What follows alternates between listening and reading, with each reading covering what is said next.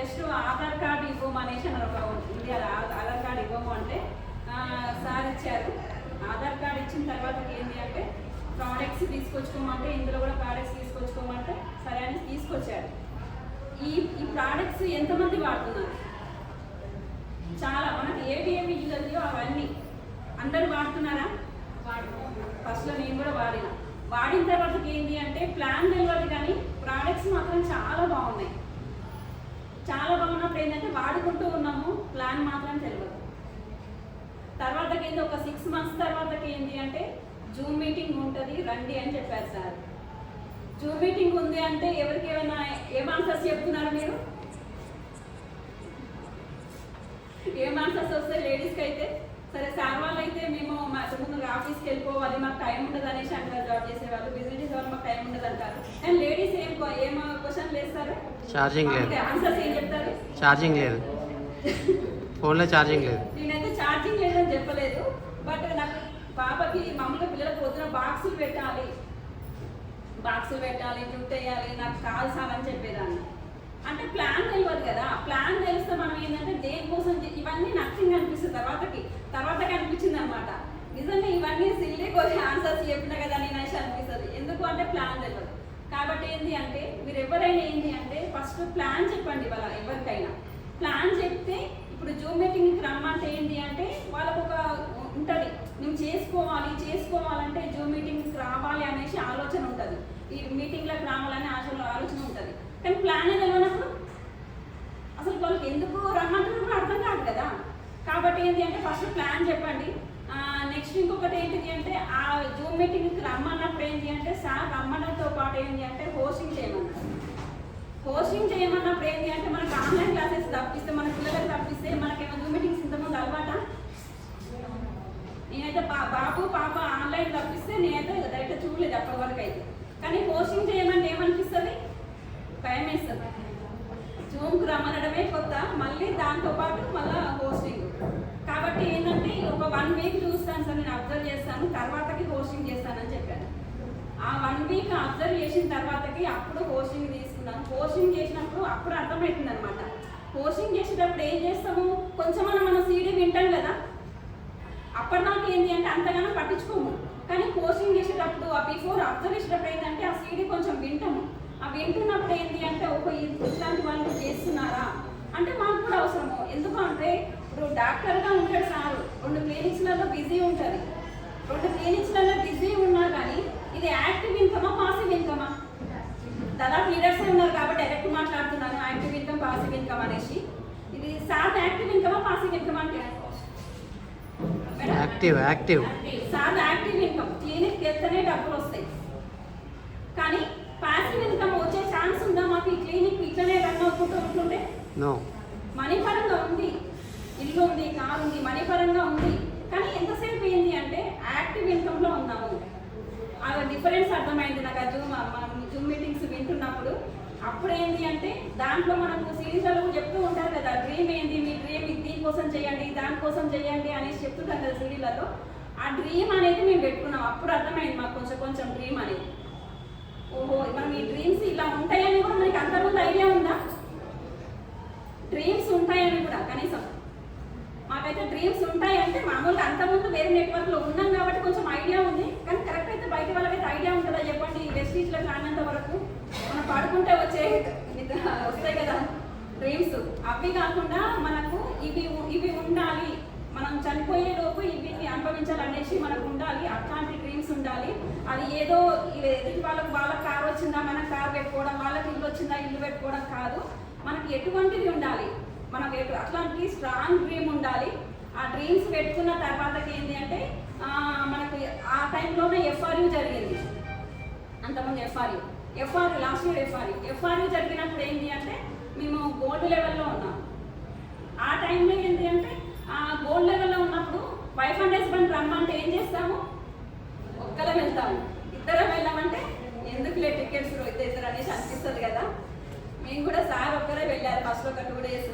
తర్వాతకి 3వ రోజు ఏంటి అంటే ఒక టికెట్ వేరే వాళ్ళు అనివార్య కారణాలు రాకపోవడం వల్ల ఆ టికెట్ వేస్ట్ టికెట్ ఉంటుంది కదా మనకి. ఆ రోజు నేను వెళ్ళాను. వెళ్ళడంతో ఏంటంటే తంగెలపల్లి శ్రీనివాస్ ఉన్నారు కదా, మీకు అందరికి ఐడియానే ఉంటుంటుంది కదా, చూసుంటారు సీరియల్లో. తంగెళ్ళపల్లి శ్రీనివాస్ సార్ది స్టోరీ ఆ రోజు లైవ్గా ఆయన చెప్తుంటే విన్నాను. ఆయన సెలబ్రేషన్ చూసిన తర్వాత, ఇవన్నీ చూసిన తర్వాత ఏమనిపించింది అంటే, అంతకుముందు బిఫోర్ రోజు సార్ ఏం చేశారంటే, ఆ రోజు పోవాలని కోరిక అంతగానో ఉండకపోతుంటుంది నాకు. అంతకుముందు బిఫోర్ రోజు ఏంటి అంటే దాసర్ పూర్ణిమ మెడల్ సెలబ్రేషన్స్ అయింది. అది వీడియో తీసి సార్ క్లిప్ చూపించారు నాకు. ఇంతగానం ఉంటుందా, సరేలే నేను రేపు అంటే ఒకవేళ ఛాన్స్ ఉంటే వస్తామన్న మైండ్లో ఉండే ఛాన్స్ దొరికింది. ఎందుకంటే నేను డ్రీమ్ మీకు అంటుంటారు కదా, మీరు కోరుకోండి జరుగుద్ది అనేసి. మీరు ఏది కోరుకుంటే యూనివర్స్ మీకు అది ఇస్తుంది అనేసి అనుకుంటారు కదా. నేను ఆ రాత్రి అనుకున్నాను కాబట్టి తెల్లారి నాకు టికెట్ దొరికింది. ఫస్ట్ మీరు అనుకోండి మీకు ఏం కావాలి. ఫస్ట్ ఇప్పుడు వెస్టీజ్కి వచ్చినారు, దేనికోసం వచ్చినారు, స్ట్రాంగ్ డ్రీమ్ ఏది ఉంది మీకు, అది నేను అనుకున్నా కాబట్టి టికెట్ వచ్చింది కదా, చూసిన అప్పుడు ఇంకా ఫుల్ డిసైడ్ అయినా. ఆ తర్వాత నుంచి సార్కు నేను యాడ్ అయ్యి సార్ కూడా వర్క్లో హెల్ప్ చేయడం స్టార్ట్ చేసిన. అప్పటిదాకా నేనేం స్టాఫ్ అప్పటిదాకా మామూలుగా జూన్ స్టార్ట్ అయినా కానీ నార్మల్గానే ఉన్నాను, అంతగానే. ఎందుకంటే ప్లాన్ తెలియదు. తర్వాత ఏం చేసినామంటే, ప్లాన్ తెలుసుకోవాలంటే ఏం చేయాలి, మనకు యూట్యూబ్లో ఉంటుంది కదా, సెర్చ్ చేసి ఏంటంటే దాస్ సార్ ప్లాన్ ఉంది. దాస్ సార్ ప్లాన్ విన్నప్పుడు ఏంటి అంటే, దాస్ సార్ యూట్యూబ్లో ప్లాన్ ఎట్లా చెప్పాలి మనం హోమ్ మీటింగ్కి వెళ్ళినప్పుడు అవన్నీ అట్లా ఆ విధంగా ప్లాన్ తెలుసుకొని వెళ్ళి ప్లాన్ చెప్పి నెక్స్ట్ వెంటనే star director car fund achieve అయినాం. తర్వాతకి కార్ తీసుకున్నాం, 11 lakhs worth car, Tata punch car తీసుకున్నాం మేము.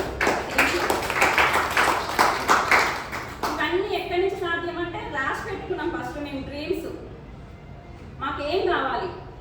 అందుకే ఫస్ట్ మీకు ఏం కావాలో ఫ్యామిలీతో కూర్చొని రాసుకోండి. వైఫ్ అండ్ హస్బెండ్ ఇప్పుడు అప్పటిదాకా నన్ను ఇన్వాల్వ్ చేయకపోవడం వల్లనే కదా సార్. కాబట్టి ఇప్పుడు సార్ వాళ్ళు వస్తే మేడం వాళ్ళని ఇన్వాల్వ్ చేయండి, మేడం వాళ్ళు వస్తే సార్ వాళ్ళని ఇన్వాల్వ్ చేయండి.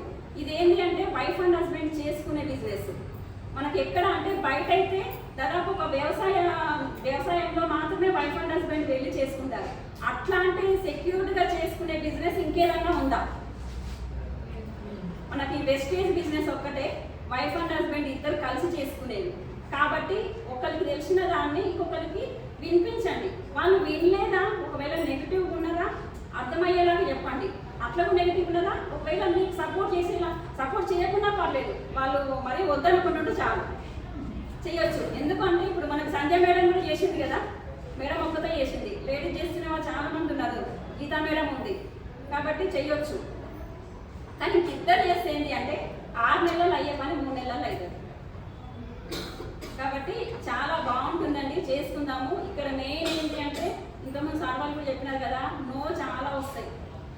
మాకు కూడా నో వచ్చింది. ఇప్పుడు కాదు, స్టార్టింగ్ బ్రాంచ్ లెవెల్లో ఉన్న కాడి నుంచి కూడా. బ్రాంచ్ లెవెల్ అంటే పెద్ద పట్టించుకోలేదు, కానీ కొంచెం ఐడియా ఉంటుందా ఉండదా మనకు కొంచెం ప్లాన్ చెప్తున్నప్పుడు. అదేంటి అంటే దాని తర్వాతకి ఏంటి అంటే కాల్స్ చేస్తుంటే బ్లాక్ చేసిన వాళ్ళు కూడా ఉన్నారు. కానీ ఆ బ్లాక్ చేసిన వాళ్ళు తర్వాతకి అర్థమవుతుంది ఎక్కడి నుంచి అంటే పక్క వాళ్ళ నుంచి వింటారు కదా, వీళ్ళు ఇట్లా డెవలప్ అయ్యారంట దీంట్లో అనేసి వింటారు కదా. ఒకవేళ మనం చూడకపోయినా పక్క వాళ్ళ నుంచి అర్థమవుతుంది వాళ్ళకు. కాబట్టి మన కోసం మనం చేసుకుందాం, మన ఫ్యామిలీ కోసం చేసుకుందాము. ఇదేంటి అంటే 3 generations ఇన్కమ్. ఇంతకుముందు అన్న కదా యాక్టివ్ ఇన్కమ్ నుంచి పాసివ్ ఇన్కమ్తో మారే అవకాశం లేదు అనేసి. దీంట్లో ఏంటి అంటే మనం చెప్పుకుంటూ వెళ్ళిపోవాలంతే. చెప్పుకుంటూ వెళ్ళిపోతే వాళ్ళకి ఇంట్రెస్ట్ ఉన్న వాళ్ళు కొంతమంది వస్తారు. అందరూ బిజినెస్ చేయాలని రారు కదా.